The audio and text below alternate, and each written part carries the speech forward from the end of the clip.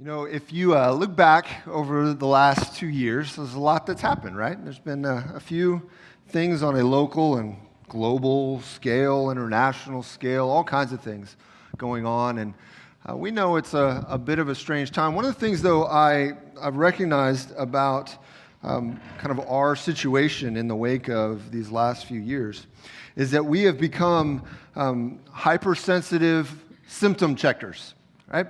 We pay attention to symptoms in a way that we did not used to pay attention to symptoms, right?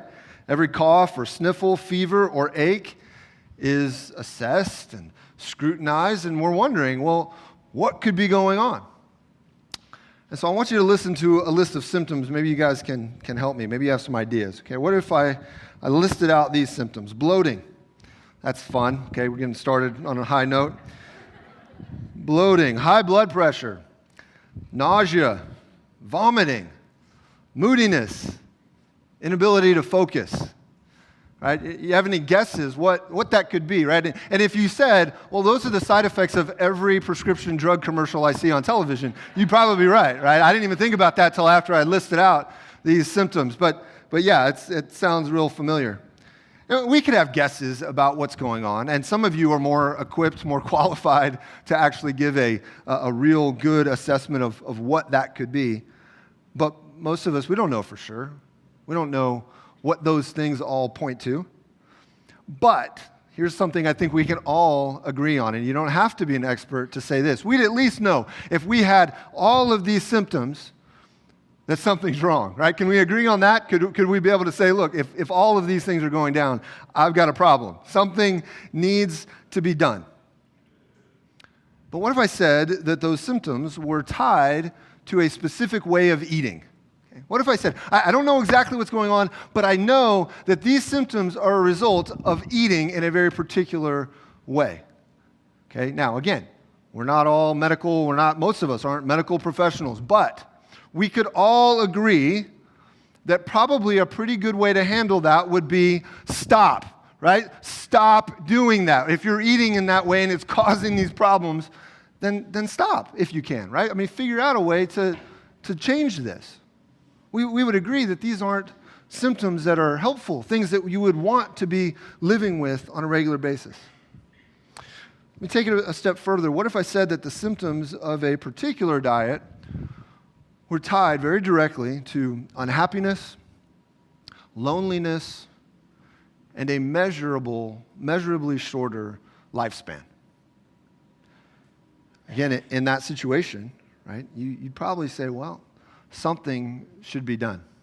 And so today, and over the next 7 weeks after this, what I want to do is convince you, okay? Today's going to be a little different than maybe a normal message, normal sermon, but I want to convince you today of two things, well, three things really. One, that for most of us, you're sick. Okay, you and I, we're sick. And two, that something must change. And the third thing is that there is practical understanding and there are real steps that we can take with God's help to be made well. Okay, so that's the premise of a book that I read recently, and I don't always do this. I try to read. I mean, it's kind of part of the job description, but so you're not usually getting a sermon series kind of taking you through a book that I've read. You may get bits and pieces and parts, but in this case, recently I read Brett McCracken's The Wisdom Pyramid, okay, The Wisdom Pyramid, and I thought, what he's tapping into, the things that he's assessing, the prescriptions and diagnoses that he's talking about, they're really hitting close to home, and I think they're really important for us as a church, and I think you're going to find it very helpful. So today I kind of want to lay out a bit of the case that he makes, and I'm leaning largely on a lot of his research. And in the weeks to come, then, we're going to look and make our way through this. I'll talk more about it, but make our way through this and really dig even deeper into what does the Scripture say about these things. Okay, so we are going to look at the Bible today, but just know it's a little different in that we're going to try to, I want to give you a bit of a perspective on what's going on and how I see it and really how he sees it, but what I agree with. And so that's what we're going to do today. And so what is this sickness that I'm talking about, okay? The premise here is that most of us are suffering from epistemological sickness, okay? We are suffering from epistemological sickness. Now, I'll give you a chance if you want to use that listening guide. I know you're going to need a little extra time to write that down, okay, and fill that out. And here's the deal. You may be sitting there going, well, Christian, did you have a bad week? Are you needing some encouragement? Did you want a pat on the back? And that's why you decided to bust out some 12, 14 letter word on us to really, so we could all go, oh, wow, he knows big words. That's not it, okay? I'm doing pretty good this week, okay? I don't need that extra pat on the back, but sometimes when you're trying to describe something, you just need the word that describes it.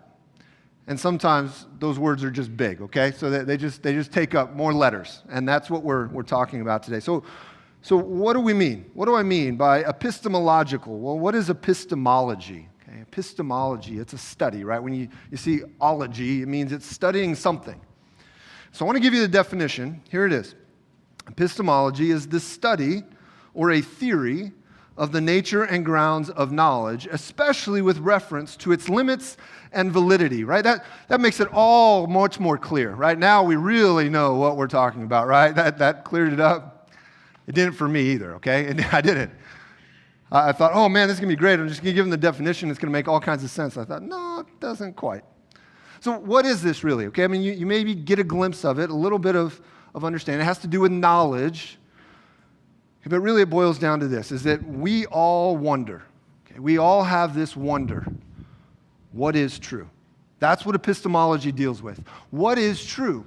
And not just that, but how do we know? Okay? What's true and how do we know? And this is something that we as humans, we deal in this kind of wonder all the time. We are epistemologists, whether we know it or not. We wonder, how can I know? What do I know? And what is true? Now, this is not a new thing. This goes back for really the history of humanity. In fact, we could just even go back into the Bible and look at a particular man who, he's the one who gave the order to crucify Jesus. And this man, Pontius Pilate, he actually asked this question, John 18:38. He says, what is truth? What is truth?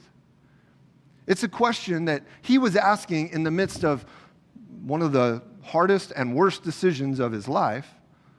But it's a question that we all are asking in one way or another. It's not the only question we ask. But it is a question. It's a key question. What is true? How do I know? And in fact, Jesus himself acknowledged how important epistemology is because he said this, the truth will set you free. Okay, in Jesus' mind, this is really important. To know the truth is super, super important because if you can find it, if you find what is really true, it actually can free you. There is freedom found in epistemology of sorts, okay? But I believe you and I, we find ourselves in a time in human history when our search for truth is especially hindered. We are living in an age when our search for truth is especially hindered. Our times make it harder than ever to also know not just what is true, but what is wise. Okay? What is wise? Knowing what's true is one thing. Knowing what is wise is something else. See, wisdom is, and we could, again, spend lots of time here, but really, simply stated, wisdom is the ability to read what's going on, to look at situations, to look at circumstances, to read what's going on, and respond in a way that is right in God's sight, that benefits others, and that accomplishes worthy goals. Okay? If you want to be wise, what you're saying is, look, I want to look into this situation, whatever's come up, and I want to do what is right in God's eyes. I want to do things that will be a benefit to others, and I want to do what will actually accomplish something. This is not about just sitting around piously going, look, I've sat here and I've decided there are very good things to do. I'm not going to do anything, but I know that God is pleased, and people might benefit, but I'm just sitting here. That's not wisdom. That's just knowledge probably leading to arrogance, okay? Wisdom actually is the ability to live, but live in a certain kind of way. And I think it's harder than ever to craft these kinds of responses to the things that we're seeing, to the circumstances we find ourselves in.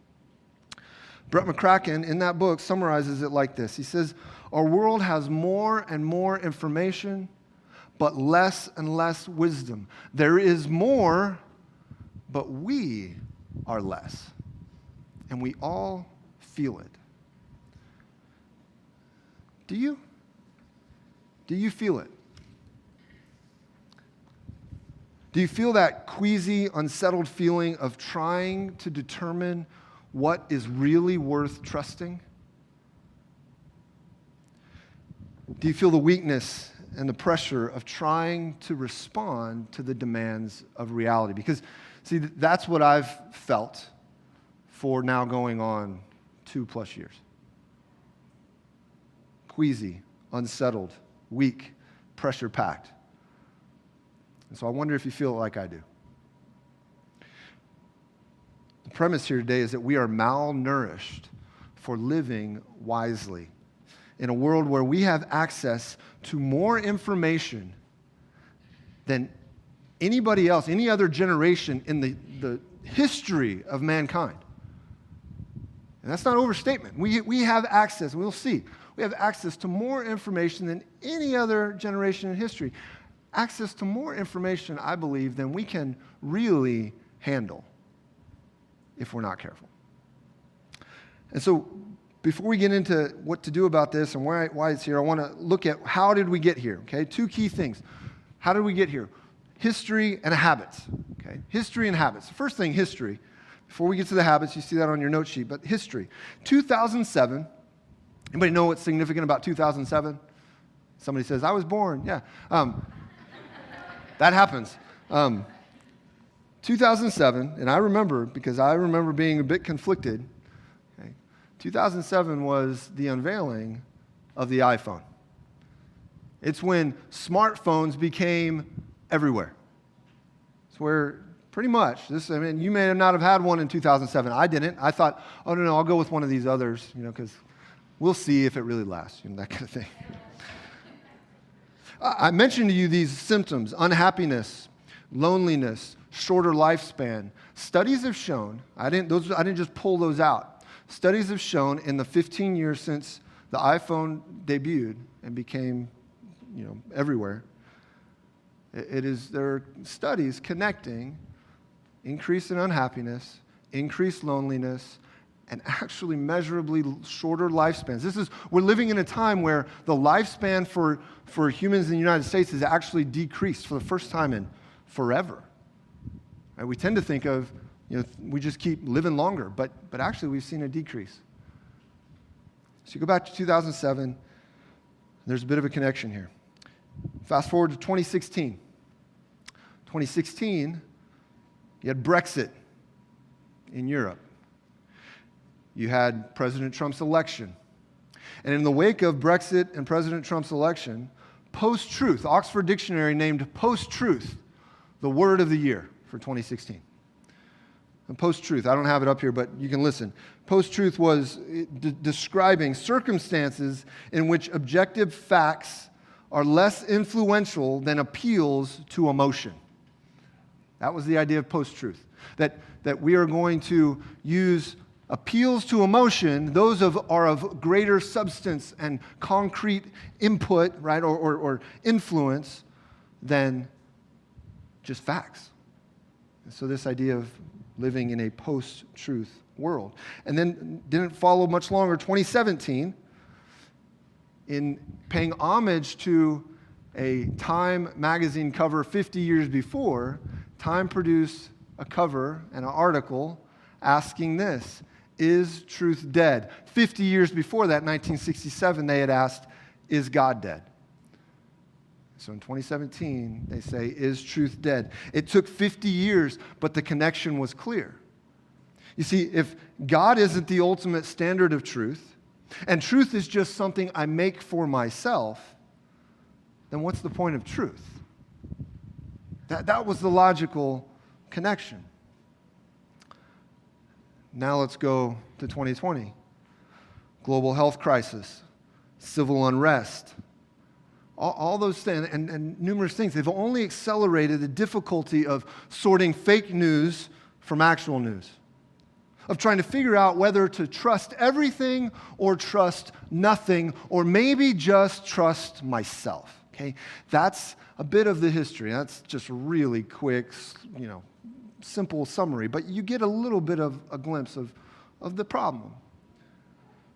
But let's talk about habits, the habits behind our sickness, okay? Because this is the stuff we're swimming in, but there are habits behind our sickness, habits that are flowing out of the change in the way information comes to us and the way it gets handled. Give you this information or these statistics. 2019, you'll be able to see this. In 2019, a single minute on the internet, okay, in 1 minute, a single minute on the internet saw the transmission of 188 million emails, 18.1 million texts, and 4.5 million videos viewed on YouTube in 1 minute. Okay, they measured it. I don't know how they do that, but they did it. 2019. By 2020, there were 40 times more bytes of data on the internet than there are stars in the observable universe. And here's the estimate. Some estimates suggest that by 2025, just 3 or so years from now, 463 exabytes of data will be created each day online, the equivalent of 765,957 DVDs per day.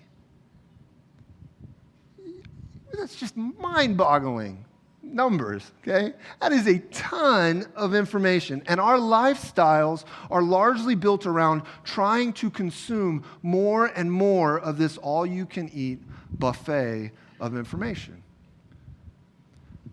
This leads to the first habit. We are consuming too much. Okay, we are consuming too much. We're using the metaphor, as we go through this series, we're using the metaphor of eating, of consuming, to describe what we do with information, okay? So I need you to just remember that. If you ever get confused, you're like, what are we talking about? Are we talking about lunch or are we talking about my smartphone, okay? We're talking about information, largely, okay? With a few odes to actual lunch. I'll try not to make you too hungry, okay? We are consuming too much. Think about this. It used to be, we at least acknowledged that there was this thing called gluttony. It was known as one of the 7 deadly sins.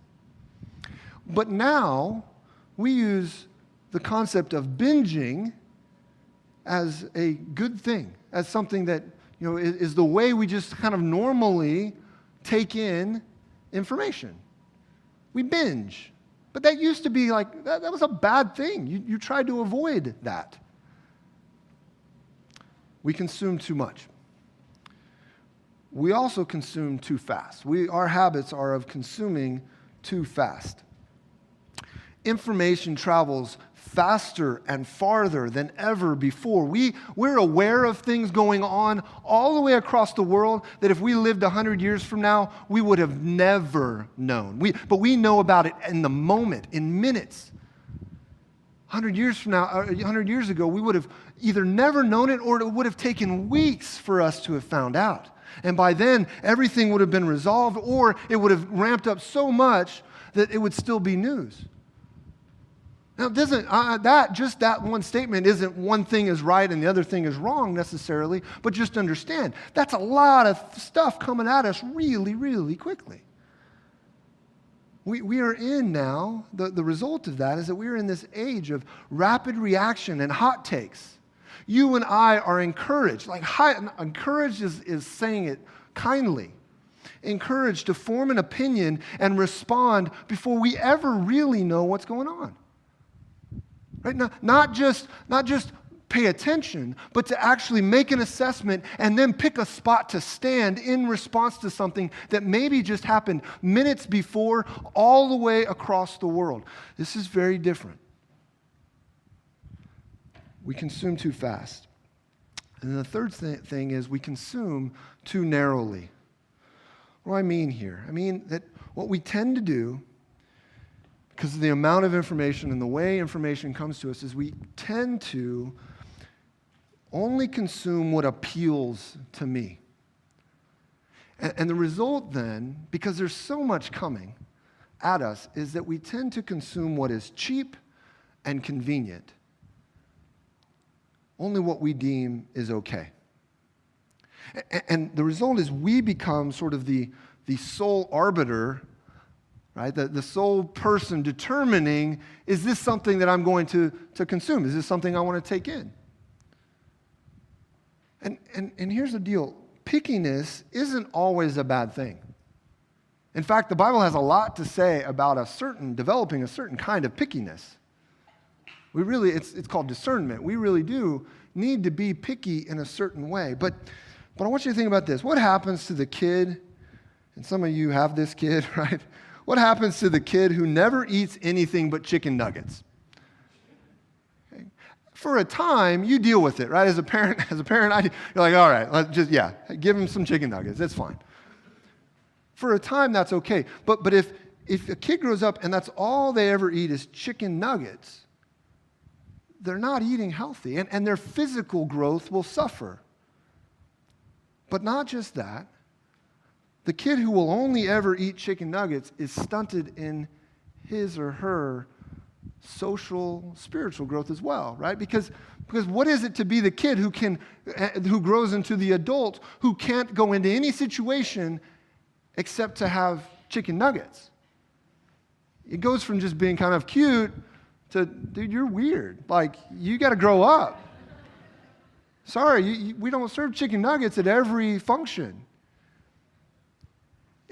There's something dysfunctional about that, right? So this is what is often happening. So it leads to these results, right? Let's put this together. We consume too much, too fast, and too narrowly, which leads to these kinds of results. And I'm going to try to relate them to each of those individual habits, but really there's a lot of overlap here. But let's go back. What I said at the top, the symptoms that I mentioned: bloating, high blood pressure, nausea, vomiting, moodiness, inability to focus. Now start to take that out of the realm of food, and now start to think about what's the response when we are trying to deal with information.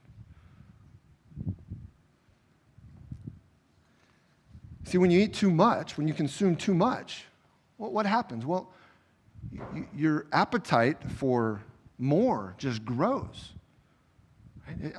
All of a sudden, where you used to be satisfied with some, you got to have more now. When you're eating just too much, you're consuming too much, you always need more to be satisfied. Your appetite changes. And part of the result then is that we end up stressed and anxious, trying to figure out what's next. We spend all kinds of time, and I'm pointing fingers at myself, right? We spend all kinds of time just figuring out, okay, so what am I going to choose to listen to? What am I going to choose to watch? What am I going to choose to read here? Because the opportunities are just endless. And you think, again, having options seems like a really great thing, but part of the result is, man, we just get uptight about it. You get anxious, you get stressed. What happens when we consume too fast? Well, part of the way information comes at us so fast and eating or consuming so quickly is that we're left distracted. We move from one thing to the next, and we can't focus on one because all of a sudden there's something else getting our attention. And the information is actually designed to work that way. We'll look at that far more as we go through the series. So we end up distracted. But here's the other thing is then the result is even when we sit down to consume something that could be really beneficial for us, we consume it so fast that we don't really allow, if you'll stretch the analogy here, we don't really allow those nutrients to settle in. We don't benefit from it. We do a lot of skimming of really good information, but very little actual, digging in and chewing on things. And so we don't get to absorb the nutrients from those good sources of potential wisdom that we need. We just bounce to the next thing. And then what's the result of eating too narrowly? Well, again, like the kid who will only eat chicken nuggets, one of the potential outcomes is you turn isolated and or arrogant. Right? You end up isolating yourself because you can only live in your little world where everything is tailored and catered to you. That's the best potential outcome. But the worst is then you grow arrogant because you now are the expert. And here's the thing, that's what you find a lot online is anybody who can throw a blog up or start posting something on Twitter, now all of a sudden, just because they're giving information, they fashion themselves an expert. And so we now don't know, are there actual experts in anything? Are there really actual people that know better than I do? Because, I read some articles, and they were highly rated on Google. And so I'm not sure you know more than I, right? This is what can begin to develop. You know what you want. You don't want anyone else messing with your consumption. And you don't want to try anything new because cheap and convenient, again, is also comfortable. Okay, we could go on, and Brett McCracken does a fantastic job of helping, in his book, analyze a lot of these results. But if this is our prescription, if this is our situation, then what's the prescription? Okay, I want to take us here. What is the prescription? You could deny, okay, maybe you're sitting here, I don't know, but you could deny that there's really a problem. And I will say this, it is tempting to deny that because I've made statements like, we are living in a time that's unlike any other, and I'm usually pretty hesitant to make those kinds of statements because each age has its problems. And in fact, the Bible tells us that there's nothing new under the sun. So you really do need to be careful when you start saying, well, our time, it's just so different. Yeah, not really. All kinds of things that we think are so, new and we're so progressive. Yeah, they were having these problems, they showed up all throughout history. Look a little different, but it's basically the same problem. But I do think, and I hope you can recognize that while every generation of humanity has been searching for truth, not every generation has been thinking about exabytes of data, okay? That is unique. That is different in our time. So we could deny, though, that there really is a problem. That could be one way to approach this. You could, on the second hand, we could cut ourselves off. We could all gather up, drive down south and have a big ceremony and chuck our smartphones into the Missouri River. Right? That would be one way to handle it.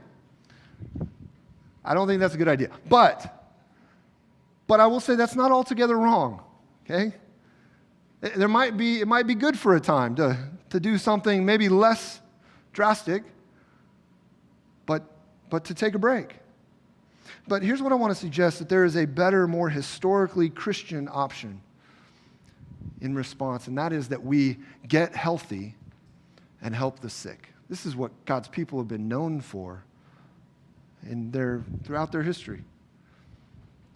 Is that we don't just receive benefits from our faith, but we then, because of the benefits of our faith, turn around and we help those who have yet to receive the same benefits. Okay, so the point of this series is not simply to get you thinking about your media consumption habits, but I do want you to do that. I have something much more important in mind. I want us to get well from our truth-seeking sickness so that we can be better equipped to introduce others to the truth. Okay? That's part of the goal of these next 2 months. So what's the prescription? Here it is. The prescription for our sickness is a balanced diet of sources of wisdom. Okay, a balanced diet of sources of wisdom. Theologian Peter Leithart describes how we develop as humans. He says this: our brains, like our mouths and bellies, feed on the world. Learning is feasting, a taking in of the world so that it becomes us, coursing through our brains the way nutrients flow through our blood. He's essentially restated the ancient wisdom found in the book of Proverbs. Guard your heart above all else, for it is the source of life. The heart is not just this organ here. The heart in the Bible, what it's speaking of is our guts.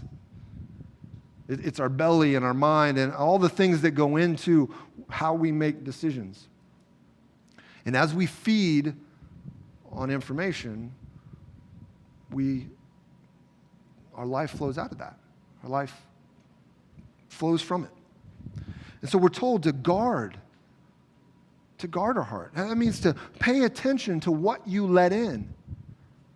That's what we do when we guard. We're careful about, not that nothing gets in, but we pay attention to what can get in. And we're reinforced against things that would be damaging or destructive to us. That's the idea. And that's really what this series is about, is us learning to guard our heart when it comes to information. So let's go. 1992, USDA developed what they called the food pyramid. Okay, here's a picture. There's the food pyramid. And the idea here was that it would give guidance to consider what and how much we should consume to be healthy humans in the United States, okay? The things that you should have the most servings of were at the bottom of the pyramid. Things you should be more wary of and have less of, those were at the top of the pyramid. But the point was, you need all this stuff. It needs to be done in a certain kind of moderation. And so based on that concept, what Brett McCracken did is develop this idea of a wisdom pyramid. And I want you to see it. And you have it on the back of your note sheet. You can fill this in. This is what we're going to look at over the next many weeks. At the bottom of the pyramid is the Bible. And then moving forward towards the top is the church and nature, books, beauty, having to do with what we create and enjoy.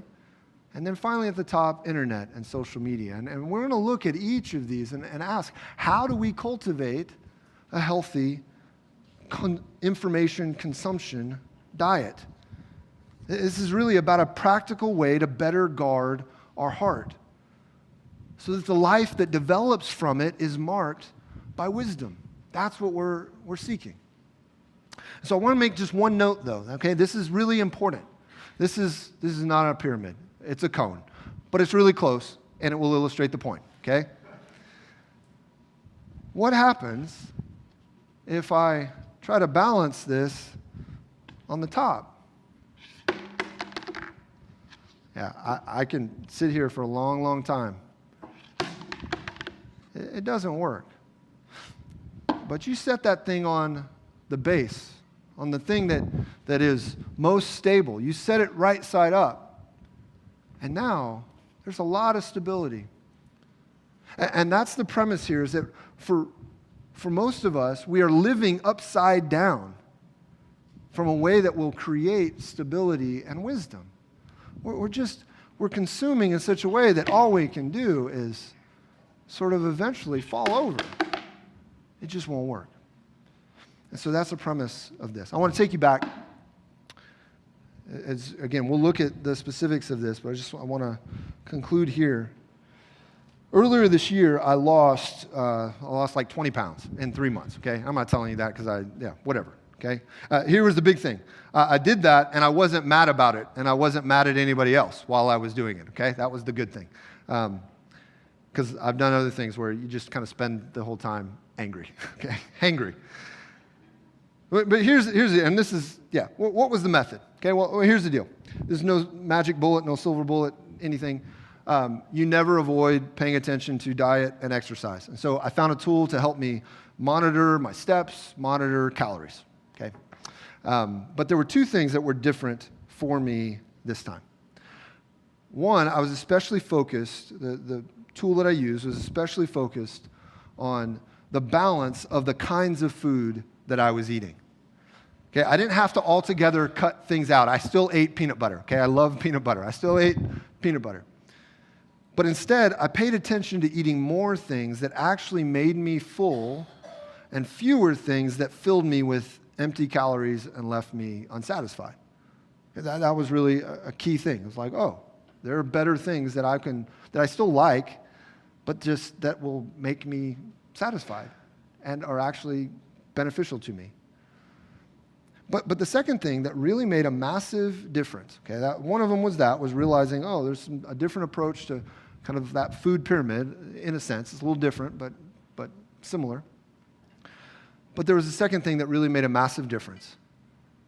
Water was essential. What I learned was that I kind of knew but hadn't really taken to heart was, man, you're made of water. Like, water is essential. You want to be healthy, you need water. And so I drank a lot more water. I actually drank too much water for a time. I had to dial that back. Water is essential. You can't live without it. You can't be healthy without it. And in the same way, before we start this journey over the next 7 weeks to cultivate a balanced, healthy diet of information consumption, we have to start with one element that's not on the pyramid. That's there, but not specifically stated on the pyramid. Getting healthy here starts with knowing that Jesus is essential. Jesus is the essential component to this whole thing. He says this in John 7. Early in his ministry, or maybe about halfway through his ministry, he says, "If anyone is thirsty, let him come to me and drink." He compares himself to water, to living water. He says, "The one who believes in me, as the scripture has said, will have streams of living water flow from deep within him." Jesus says, you want to be healthy, you come to me. See, the truth we're seeking cannot be found without Jesus. He says in John 14:6, "I am the way, the truth, and the life. No one comes to the Father except through me." We can't come to the Father because we've all been foolish. Each of us has gone his or her own way and thought that my version of the truth could trump God's. We've all, at some point or another, resented God as our creator and king, and we've rebelled against his rule in our lives. That's the story of us as humans. But God has been telling us for thousands of years that there was a way back to truth and wisdom. Proverbs 1:7, "The fear of the Lord is the beginning of knowledge. Fools despise wisdom and discipline." Goes on and tells us, "Trust in the Lord with all your heart. Do not rely on your own understanding. In all your ways know him, and he will make your paths straight. Don't be wise in your own eyes. Fear the Lord and turn away from evil. This will be healing for your body and strengthening for your bones." You want to be spiritually healthy? You trust in the Lord enough to do what he says. You don't be wise in your own eyes, but instead, you recognize that in Jesus are hidden, Colossians says, all the treasures of wisdom and knowledge. See, to trust in the Lord, to fear the Lord, is not to cower.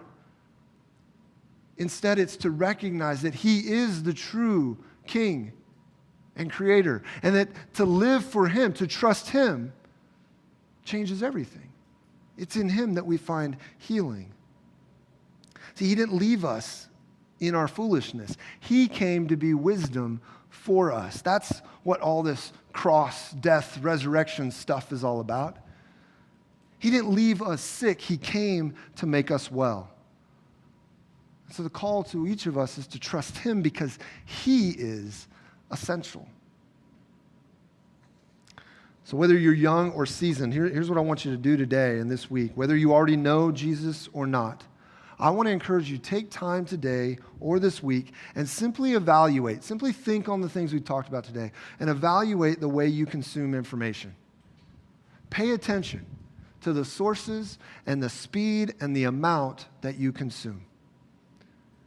And then I want to invite you, and really, I want to encourage you. I know it's still summer, but I want to encourage you to track with this series. Attend in person when you can. Catch up online, watching or listening as you need to. But I think the symptoms are evident, and most of us are malnourished. And so let's grow wise together. Okay, let's pray. Father, I thank you that you have not left us in our folly. You've not left me in my folly, and I had plenty of it and still do. But you have made a way for us to be made wise and to be healed. And so I ask, Lord, that you would help us as we consider how we live in this information age and what it looks like to trust you and consume differently. Please guide us for your glory and for our good. In Jesus' name we pray. Amen.